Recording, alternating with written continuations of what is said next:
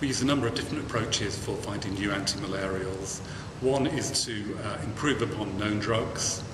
The other is to focus on biological targets and to focus on those to try and inhibit those and find new antimalarials. One approach that's been particularly successful for us is to use phenotypic screening, which means that we simply try and find compounds, new chemicals that kill the parasite no matter how they work.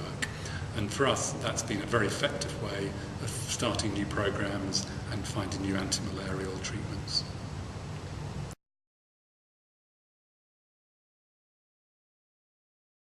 We've used these different approaches in a number of projects. So, for example, a compound like OS439 came from trying to improve upon the known artemisinins.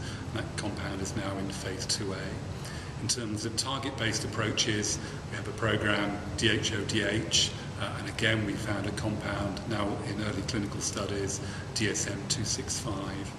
The phenotypic approach has been very valuable, and we have quite a number of projects that have started through that approach.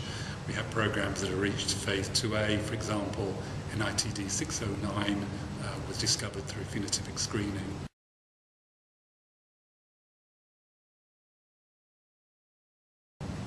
We are working with academic collaborators who developed sort of in vivo means inside the cell screening systems. So they can, for example, turn on off particular gene, and then we can see the effect of a compound when gene is turned on. So we can be more sure that particular gene is a target or product. The protein from the particular gene is a target of this particular compound. So we have more confidence in the mechanism of compound. We have several compounds going through that paradigm to discover the drugs. So once that's done, then you have to worry about pharmacokinetics and drug metabolism and so on.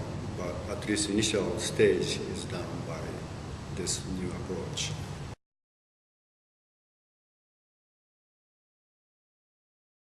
The new area for DNDi is bringing through new chemical entities, NCEs. Just this year, DNDi took its first homegrown NCE into a clinical trial. So for DNDi, it's a very important first step. There are more molecules behind this, and it's our job to build a pipeline of new molecules that we hope will enter clinical trials in the coming years.